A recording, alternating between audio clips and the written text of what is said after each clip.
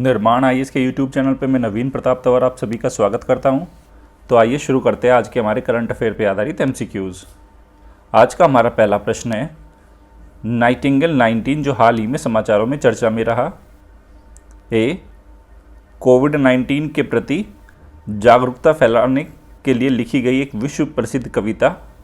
B, drone के जरिए कोविड-19 की स्क्रीनिंग की राजस्थान की पहल। सी, कोविड-19 के खिलाफ लड़ाई के लिए विकसित एक रोबोट।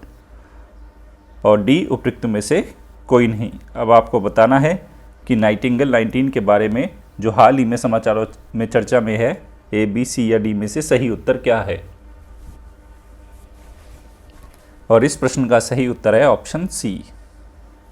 देखो, ये कोविड-19 के खिलाफ लड़ाई के लिए विकसित किया गया एक रोबोट है जो केरल के अंदर, मैं आपको बता देता हूँ, आप लिख लेना। केरल में विमल ज्योति इंजीनियरिंग कॉलेज है, उसके स्टूडेंट्स है विमल ज्योति इंजीनियरिंग कॉलेज के स्टूडेंट्स द्वारा इसको डिज़ाइन किया गया है। स्टूडेंट, ये बात आप ध्यान रखना। और ये क्या काम करेगा देखते हैं नेक्स्ट स्लाइड पे। ये देखिए, आज के द हिंदू में प्रकाशित खबर है, a robot build to fight COVID in Kerala. Kerala में कोविड-19 के खिलाफ लड़ाई के लिए इस रोबोट को निर्माण किया गया है इसका। तो आप देख सकते हैं, district COVID centre at Anjarakandy Kannur is making news of deploying robot to fight कोविड-19। देखो, कोविड-19 से फाइट करने के लिए रोबोट का इस्तेमाल करने की बात की जा रही है। The robot assist health workers in caring of patients. तो जो भी हेल्थ वर्कर्स है, स्वास्थ्य कर्मचारी है, उनको कोविड-19 के पेशेंट्स को उनकी देखभाल करने में असिस्ट करेंगे। Taking food and medicine to them and aiding interaction between the patients and the staff. उन सारी चीज़ों में मदद करेगी स्टाफ्स के और जो पेशेंट के बीच इंटरेक्शन में। किसके द्वारा विकसित किया गया है? The robot has been designed by the student of Vimal Jyoti engineering college. आप देख सकते हैं। अगला प्रश्न है, राष्ट्रीय सिविल सर्विस दिवस अर्थात नेशनल सिविल सर्विसेज डे निम्नलिखित किस तारीख पर मनाया जाता है? ऑप्शन ए 19 अप्रैल, बी 20 अप्रैल, 21 अप्रैल और 22 अप्रैल। अब आप बताइए कि राष्ट्रीय सिविल सर्विसेज दिवस किस तारीख पर मनाया जाता है। और इस प्रश्न का सही उत्तर है ऑप्शन सी, ये 21 अप्रैल के दिन मनाया जाता है स्टूडेंट। अब देखते हैं चर्चा में क्यों रहा। ये देखिए, आज 21 अप्रैल ही है और सिविल सर्विसेज डे आप देख सकते हैं। ये इंडियन एक्सप्रेस में प्रकाशित एक खबर है, आप देख सकते हैं। The government of India celebrated the April 21 every year as a civil services day. देखो, तो हर साल 21 अप्रैल के दिन को सिविल सर्विसेज डे के रूप में मनाया जाता है। ये मनाना कब से शुरू किया मैं आपको बता देता हूँ। ये 21 अप्रैल 2006 से मनाना इसको शुरू किया था। 21 अप्रैल 2006 से इसकी शुरुआत की गई थी। तब से ये प्रत्येक साल मनाया जाता है। और मनाया क्यों जाता है, आप इसमें काफ़ी छोटा लिखा है, मैं आपको पढ़ के बता रहा हूँ, आपको दिखाई नहीं देगा। वैसे भी अभी क्वालिटी वीडियो की इतनी स्टैंडर्ड पे ही सेट की हुई है यूट्यूब ने। तो देखिए, this date is chosen to commemorate the day when the first home minister of independent India Sardar Vallabh Bhai Patel address the probationers of administrative services officers in 1947 at Metcalfe House Delhi. मतलब इस दिन आज़ादी के बाद जो हमारे प्रथम जो होम मिनिस्टर थे स्वतंत्र भारत के, उन्होंने इस दिन मतलब 21 अप्रैल के तारीख को ही जो प्रोबेशनर्स ऑफ एडमिनिस्ट्रेटिव सर्विसेज के जो ऑफिसर्स हैं उनको क्या किया था, एड्रेस किया था, संबोधित किया था। और उन्होंने क्या बोला था, he refer to civil services as the steel framework of India. और इन्होंने इस्पात का ढांचा बताया था इन्होंने भारत का सिविल सर्वेंट को। तो ये ध्यान रखना। The first such function was held in विज्ञान भवन न्यू दिल्ली ऑन अप्रैल 21, 2006। तो पहली बार जो आयोजित किया गया 2006 में किया गया। क्यों किया गया? क्योंकि ये 21 अप्रैल की तारीख को जो हमारे स्वतंत्र भारत के पहले गृह मंत्री थे सरदार वल्लभ भाई पटेल, उन्होंने प्रोबेशनर्स जो एडमिनिस्ट्रेटिव सर्विसेज के ऑफिसर्स थे उनको एड्रेस किया था इसी तारीख के दिन दिल्ली में मेटकाफ हाउस में। ठीक है, आगे चलते हैं। अगला प्रश्न है, ध्यान से पढ़ना आप इसको। भारत की कर प्रणाली के संबंध में निम्नलिखित कथनों पर विचार करें। पहला, प्रत्यक्ष कर को प्रगतिशील कर के रूप में संदर्भित किया जाता है। दूसरा, पिछले दशक में प्रत्यक्ष करदाताओं की संख्या में लगातार कमी आई है। तीसरा, अर्थव्यवस्था में कर उत्प्लावकता अर्थात टैक्स बुयांसी कर संग्रहण में कमी का संकेत है। अब आपको बताना है कि टैक्स सिस्टम के बारे में इन तीनों स्टेटमेंट में से कौन सा सही है और ऑप्शन ए, बी, सी या डी में से सही उत्तर क्या होगा। और इस प्रश्न का सही उत्तर है ऑप्शन ए, मतलब पहला स्टेटमेंट सही है, दूसरा गलत है और तीसरा भी गलत है। तो पहली बात तो ध्यान रखना, जो इंडिया में डायरेक्ट टैक्स को जो प्रोग्रेसिव टैक्स के रूप में संदर्भित किया जाता है, मैं आपको कुछ कुछ बातें बता देता हूँ कि जो डायरेक्ट टैक्स होता है जिसको प्रत्यक्ष कर बोलते हैं, इसकी कुछ विशेषताएं हैं। जो करदाता द्वारा सरकार को क्या करता है, प्रत्यक्ष रूप से भुगतान करता है, और इसमें जो कराघात व कराधान का प्रभाव किस पे पड़ता है, का जो प्रभाव है एक ही व्यक्ति या इकाई पर पड़ता है। इसका मतलब क्या हुआ, इसका मतलब ये हुआ कि वह व्यक्ति या इकाई जिसके ऊपर इस टैक्स का क्या पड़ा है, ये टैक्स पड़ा है, वो किसी अन्य को इसको हस्तांतरित नहीं कर सकता। मतलब जिस पे पड़ा है, जिस व्यक्ति पे पड़ा है या जिस इकाई पे पड़ा है, उसी को ये क्या होगा, उसकी लायबिलिटी है इसको पे करना। इस बात को आप ध्यान रखना। कुछ एग्जांपल्स अगर हम देख सकते हैं डायरेक्ट टैक्स के, तो डायरेक्ट टैक्स के कुछ एग्जांपल है हमारे, इनकम टैक्स है, उसके बाद कॉरपोरेट टैक्स है, उसके बाद जो कैपिटल गेन टैक्स है, ये आदि इसके एग्जाम्पल है। इस बात को ध्यान रखना। अब जो पहला स्टेटमेंट है बिल्कुल सही है कि प्रत्यक्ष कर को प्रगतिशील कर के रूप में भी देखा जाता है, ठीक है, क्योंकि ये क्या है, इसकी देयता का जो अनुपात है ना, वो व्यक्ति या इकाई की आय में वृद्धि के साथ साथ बढ़ता जाता है। मतलब जैसे किसी भी व्यक्ति और इकाई की आय बढ़ती जाएगी तो उसी हिसाब से क्या भी बढ़ता जाएगा, आपका जो प्रत्यक्ष कर है ये भी बढ़ता जाएगा। इसलिए पहला स्टेटमेंट बिल्कुल सही है।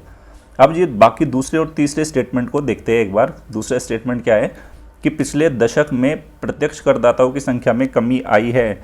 नहीं, मैं आपको बता देता हूँ, अगर देखा जाए पिछले 4 वित्तीय वर्ष की अगर बात करें, फाइनेंशियल ईयर की बात करें, तो आयकर के जो रिटर्नों की संख्या में है, जो रिटर्न की जो संख्या है उसमें 80% का इजाफा हुआ है।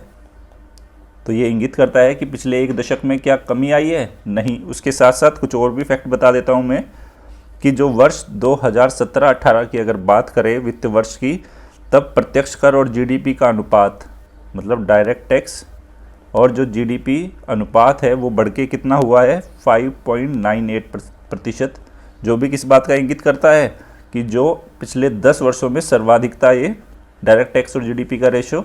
उसके बाद मैं आपको बता देता हूँ, वर्ष 2014 से 2018 की अवधि के दौरान आयकर रिटर्न दाखिल करने वाले व्यक्तियों की जो संख्या है उसमें लगभग 65% की क्या हुई है, वृद्धि हुई है। तो इसलिए हमारा सेकंड स्टेटमेंट क्या हुआ, ये रॉन्ग हो गया। अब बात आई तीसरा स्टेटमेंट की, अर्थव्यवस्था में कर उत्प्लावकता कर संग्रहण में कमी का संकेतक है। नहीं, ये गलत है, ये जस्ट उल्टा लिखा हुआ है। जबकि मैं आपको बता देता हूँ, कर जीडीपी अनुपात का जो बढ़ना है अर्थव्यवस्था में कर उत्प्लावकता में सुधार का संकेतक होता है, जबकि इसमें लिखा है कर संग्रहण में कमी का संकेतक। अब मैं नेक्स्ट स्लाइड पे आपको थोड़ा डिटेल में समझा देता हूँ टैक्स बयानसी। ये देखिए कैसे काम करती है टैक्स बयानसी। मैं आपको कुछ एग्जाम्पल के साथ समझा रहा हूँ। मान लीजिए 2007-8 की बात है, जब इंडियन इकोनॉमी बहुत अच्छे से परफॉर्म कर रही थी और उस टाइम पे हमारी जीडीपी जो ग्रोथ रेट थी वो 9% थी। अब यहाँ देखिए, the tax revenue of government specially that of direct taxes, मतलब इस दौरान 2007-8 के दौरान अगर बात करें जो डायरेक्ट टैक्सेस के रेवेन्यू की, तब उसकी जो ग्रोथ रेट थी 45% थी। मतलब 45% क्या थी, ग्रोथ रेट थी, ठीक है। और जीडीपी ग्रोथ रेट कितनी थी, 9%। तब उस टाइम पे जो टैक्स बेयंसी था वो था 5, क्योंकि 45 को डिवाइड किया किससे, 9 से। लेकिन नेक्स्ट ईयर ही क्या हुआ, ग्लोबल फाइनेंशियल क्राइसिस का इम्पैक्ट आया भारतीय अर्थव्यवस्था पे, और जो हमारी जीडीपी जो ग्रोथ है वो कितने पे आके रुक गई, वो हमारे रुक गई 6% पे। और जो उस टाइम पे टैक्स रेवेन्यू ग्रोथ था वो कितना हुआ, 8 हुआ। तो उसमें टैक्स बेयंसी हमारी कितनी हो गया, इसका स्कोर वो 3 हो गया उस साल में। उसके बाद नेक्स्ट ईयर में जो हमारी जो जीडीपी ग्रोथ और कम आई वो 4 पे आ गई, और जो टैक्स रेवेन्यू ग्रोथ थी वो 8 पे आ गई। तो टैक्स बेयंसी क्या आ गया, 2 आ गया। मतलब जैसे जैसे टैक्स बेयंसी बढ़ रहा है, देखो 5 था, इट मीन्स हमारी ग्रोथ रेट अच्छी थी और हमारा जो क्या था, कलेक्शन भी अच्छा था। जैसे जैसे कम होता जा रहा है, इसका मतलब क्या कर रहा है ये स्थिति, जो हमारे थर्ड स्टेटमेंट में बोला गया था कि कर अर्थव्यवस्था में कर उत्प्लावकता कर संग्रहण में कमी का संकेतक है। नहीं, ये जितना अच्छा होगा वो उतना ही कर संग्रहण की बेहतर स्थिति को दिखाएगा। मैं उम्मीद कर रहा हूँ कि आपको ये समझ में आ गया होगा टैक्स बेयंसी कैसे काम करती है। अब अगला प्रश्न देखिए, प्रश्न क्या है, निम्नलिखित कथनों पर विचार कीजिए। पहला, भारतीय रणनीतिक पेट्रोलियम रिजर्व लिमिटेड ISPRL तेल उद्योग विकास बोर्ड की पूर्ण स्वामित्व वाली अनुषंगी है, जो पेट्रोलियम एवं प्राकृतिक गैस मंत्रालय के अधीन है। दूसरा, ऊर्जा सुरक्षा सुनिश्चित करने के लिए भारत सरकार ने 3 स्थानों विशाखापत्तनम, मंगलोर और पुदूर में सामरिक खनिज तेल भंडार बनाने का निर्णय लिया है। अब आपको बताना है कि इन दोनों कथनों में से कौन सा कथन सही है और ऑप्शन A, B, C या D में से सही उत्तर क्या होगा। जल्दी से बताइए इस प्रश्न का सही उत्तर क्या होगा। और इस प्रश्न का सही उत्तर है ऑप्शन C। मतलब स्टेटमेंट 1 भी ठीक है और 2 भी ठीक है। तो याद रखना, अगर बात ISPRL आ जाए, Indian strategic petroleum reserve limited, तो ये क्या है, तेल उद्योग विकास बोर्ड के पूर्ण स्वामित्व वाली एक सब्सिडियरी है, जो कौन से मंत्रालय के अधीन काम करती है, पेट्रोलियम एवं प्राकृतिक गैस मंत्रालय। देखो इस टाइप के जो संस्थाएं है, ऐसी बॉडी है, ऐसी कंपनीज है, अक्सर आ जाती है पीटी में, इसलिए आप इसको ध्यान रखना। दूसरा, ऊर्जा सुरक्षा सुनिश्चित करने के लिए भारत सरकार ने 3 स्थानों पर जो स्ट्रेटेजिक जो रिजर्व मतलब ऑयल रिजर्व बनाने का जो निर्णय लिया है, बिल्कुल ठीक है। वो 3 स्थान कौन से है, विशाखापत्तनम है, मंगलोर है और पुदूर है। इन तीनों को आप याद रखना। ये देखिए, ये Indian strategic petroleum reserve limited के बारे में स्लाइड है, ये उसकी ओरिजिनल साइट से मैंने लगाई है, आप इसको पढ़ना। ये 3-4 लाइन है, हो सकता है पीटी में ये काम किया जाए हमारे। तो देखिए ये क्या है, इंडियन स्ट्रेटेजिक पेट्रोलियम रिजर्व जो लिमिटेड है, अर्थात ISPRL। तो ये ऊर्जा सुरक्षा सुनिश्चित करने के लिए भारत सरकार ने 3 स्थानों विशाखापत्तनम, मंगलोर और पुदूर, जो उडुपी के निकट है, 5 मिलियन मीट्रिक टन के सामरिक खनिज तेल भंडार बनाने का निर्णय लिया है। तो ये बात बिल्कुल सही है, स्टेटमेंट में मैंने पूछा भी है। ये सामरिक भंडार तेल कंपनियों के पास खनिज तेल और पेट्रोलियम उत्पादों के जो हमारे विद्यमान भंडारण के अतिरिक्त होंगे। मतलब अभी जो कंपनियां हैं, जो ऑयल कंपनीज़ है, उनका जो वर्तमान में उनका भंडारण है, उससे अलग में ये रिजर्व रखा जाएगा, ध्यान रखना इस बात को। और आपूर्ति बाधाओं के प्रति उत्तर में एक ढाल के रूप में काम करेंगे। मतलब इन फ्यूचर अगर कभी सप्लाई में कोई प्रॉब्लम आती है, तब हम इस रिजर्व में रखे गए इस ऑयल का इस्तेमाल कर सकेंगे, ये इसका पर्पज़ है। उसके बाद सामरिक खनिज तेल भंडारण सुविधाओं के निर्माण का प्रबंधन, ये याद रखना, काफ़ी इंपॉर्टेंट लाइन आ गई यहाँ पे। एक विशेष प्रायोजन company, special purpose vehicle company है, Indian strategic petroleum reserve limited द्वारा किया जाता है। अब याद रखना कि ये जितने भी आप स्ट्रेटेजिक रिजर्व ऑयल रिजर्व बना रहे हो, उनके भंडारण की जितनी भी सुविधाएं हैं, उनके निर्माण का जो मैनेजमेंट है वो कौन कर रही है, ISPRL। याद रखना इसको, जो तेल उद्योग विकास बोर्ड के पूर्ण स्वामित्व वाली अनुषंगिक है, जो पेट्रोलियम एवं नेचुरल गैस मंत्रालय के अधीन है। आप देख सकते हैं मैंने बिल्कुल इसकी ओरिजिनल साइट से इसकी ओरिजिनल लैंग्वेज को उठाया, ताकि आपको एग्जाम में भी समझने में काफ़ी हेल्प रहे। तो चलते हैं आगे। अगला प्रश्न है, निम्नलिखित कथनों पर विचार करें। वेस्ट टेक्सास इंटरमीडिएट, जिसे टेक्सास लाइट स्वीट के नाम से जाना जाता है, यह क्रूड तेल का एक ग्रेड है। दूसरा, WTI का घनत्व निम्न होता है अर्थात लो डेंसिटी होती है, तथा सल्फर की निम्न मात्रा लो कंटेंट होता है, जिसके कारण यह स्वीट होता है। अब आपको बताना है इन दोनों कथनों में से कौन सा कथन सही है और ऑप्शन ए, बी, सी या डी में से सही उत्तर क्या है।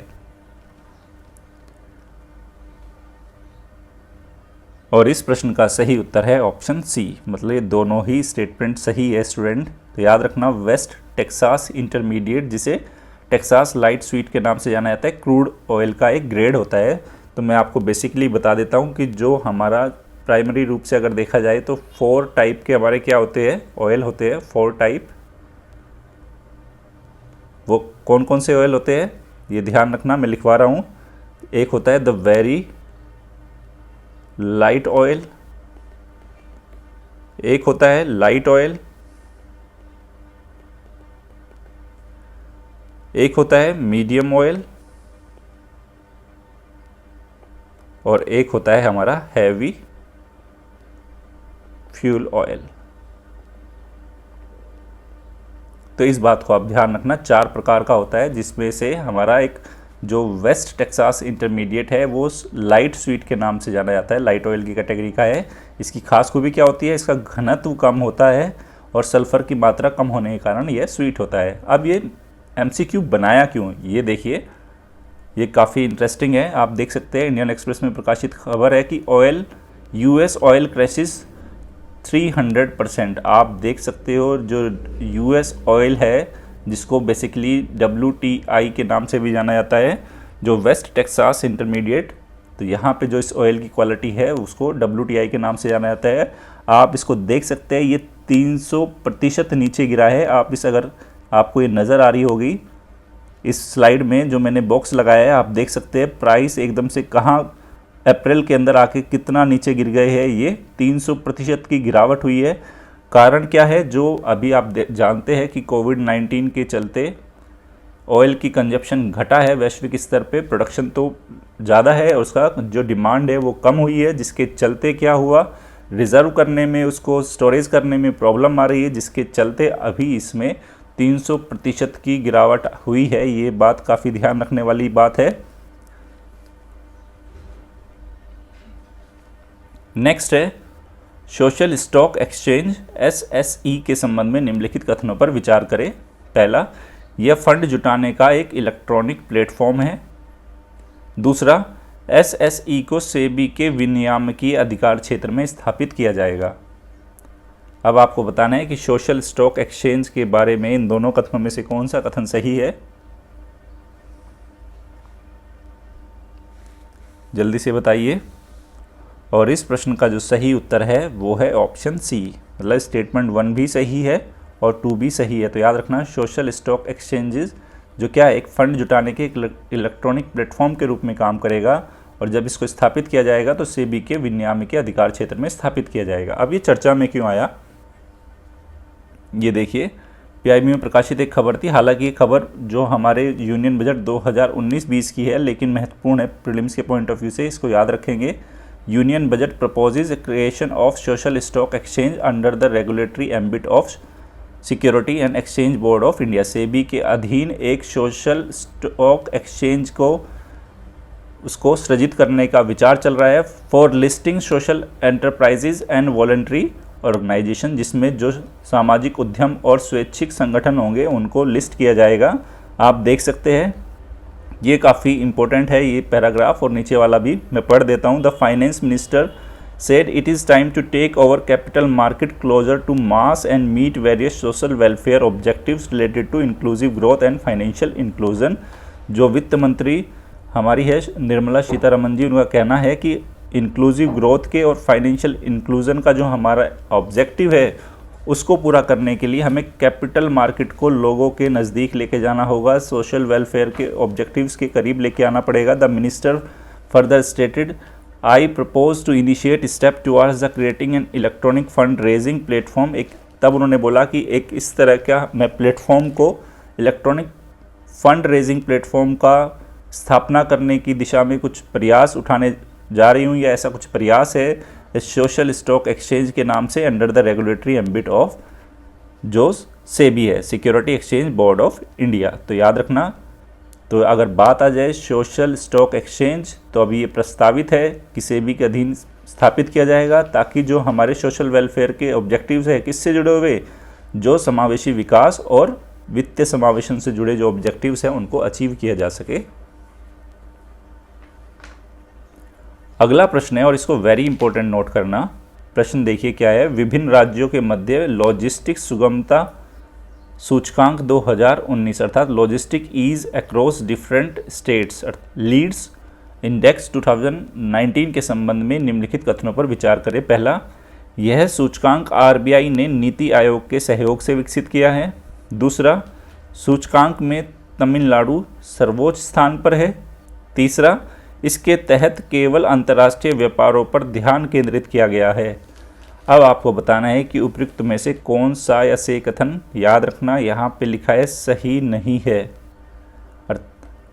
और आप बताइए कि ऑप्शन ए, बी, सी या डी क्या सही उत्तर होगा।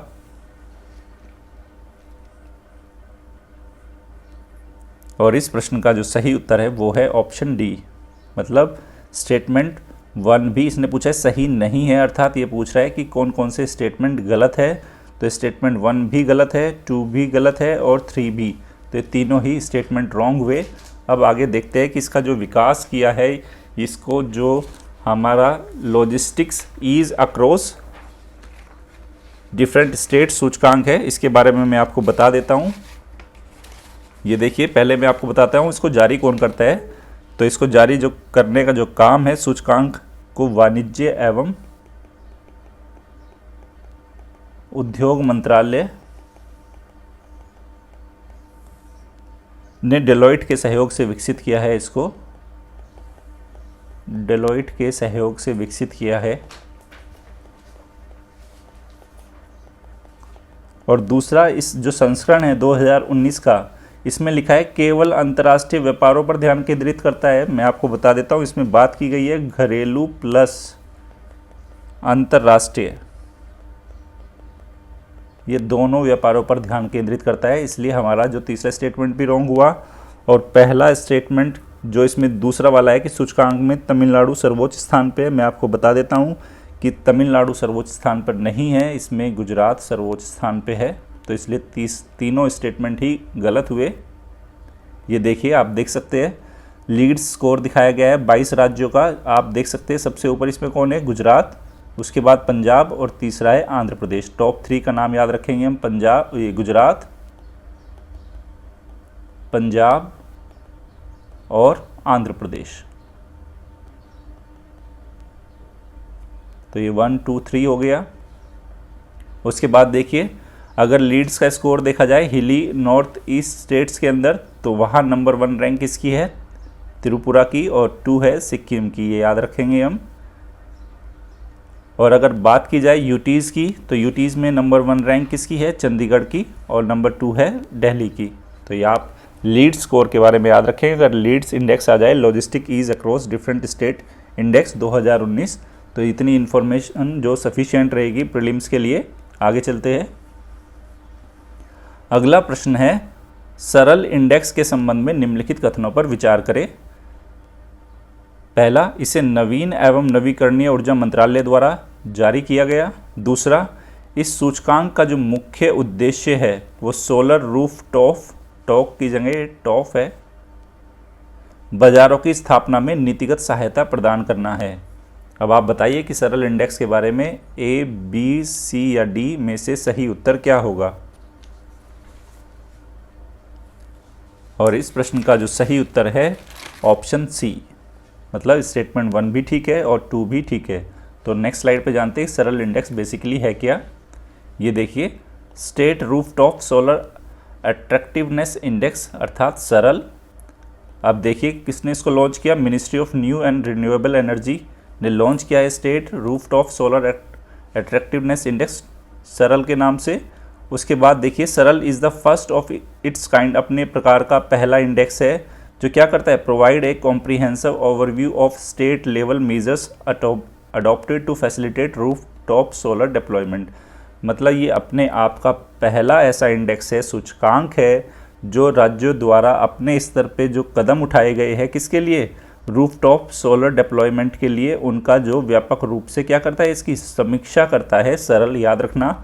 उसके बाद इसमें जो Karnataka has been placed at first rank in the index, अगर बात किया जाए सरल इंडेक्स में पहली रैंक किसकी है तो कर्नाटक। उसके बाद किसका स्थान आता है, तेलंगाना, गुजरात और आंध्र प्रदेश। अब इसमें जो सरल है ये 5 की एस्पेक्ट्स को कवर करता है। उसके अंदर है रोबस्टनेस ऑफ पॉलिसी फ्रेमवर्क, जो नीतिगत फ्रेमवर्क कैसा है, इम्प्लीमेंटेशन एनवायरनमेंट, उसके क्रियान्वयन का पर्यावरण कैसा है, इन्वेस्टमेंट का, निवेश का माहौल कैसा है, कंज्यूमर उपभोक्ताओं का अनुभव कैसा है, और बिजनेस इकोसिस्टम मतलब व्यवसाय का पारितंत्र या पारिस्थितिकी तंत्र कैसा है, ये बात करता है। इन 5 की एस्पेक्ट्स को देखता है ये। तो याद रखना, कर्नाटक की फर्स्ट रैंक आई है। मंत्रालय कौन सा है, ministry of new and renewable energy है, अपने प्रकार का ये पहला है, बिल्कुल सही है। तो चलते हैं आगे। ये देखिए आज का हमारा अभ्यास प्रश्न। आज का हमारा अभ्यास प्रश्न है, कमोडिटीज़ एंड डेवलपमेंट रिपोर्ट 2019 निम्नलिखित में से किस संस्था द्वारा जारी की गई। आपको बताना है कि क्या वो संस्था विश्व व्यापार संगठन है, विश्व आर्थिक मंच है, संयुक्त राष्ट्र व्यापार एवं विकास सम्मेलन है, या भारतीय औद्योगिक वित्त निगम है। आप अपने जवाब को मुझे कमेंट सेक्शन में लिख के ज़रूर बताना। कल मैंने आपसे एक प्रश्न पूछा था और वो प्रश्न था कि आपको ये सुमेलन करना था कि जो नेशनल पार्क्स दिए गए हैं वो किस किस राज्य में उनकी लोकेशन है। तो अब मैं आपको बताता हूँ कि जैसे अगर बात करें इंद्रावती राष्ट्रीय उद्यान की तो ये कहाँ पे है, छत्तीसगढ़ में है, तो 2 का हुआ हमारा ए। अगर बात करें पापीकोंडा राष्ट्रीय उद्यान तो ये आंध्र प्रदेश में है, 3 का हुआ बी। अगर बात करें वन विहार राष्ट्रीय उद्यान तो 4 का हुआ डी, और मैरीन राष्ट्रीय उद्यान की अगर बात करें तो ये 1 का हुआ सी। तो कुल मिला के हमारा जो उत्तर हुआ 1 का सी, 2 का ए, 3 का बी और 4 का डी, ऑप्शन बी इसका करेक्ट आंसर हुआ। आप में से लगभग सभी बच्चों ने इसका सही जवाब दिया, मुझे बहुत अच्छा लगा। निर्माण आईएएस की daily current affair based MCQ की आज की सीरीज़ यहीं समाप्त होती है। अगर आपको ये सीरीज़ पसंद आ रही है तो हमारे यूट्यूब चैनल को लाइक कीजिए, शेयर कीजिए और सब्सक्राइब कीजिए। धन्यवाद।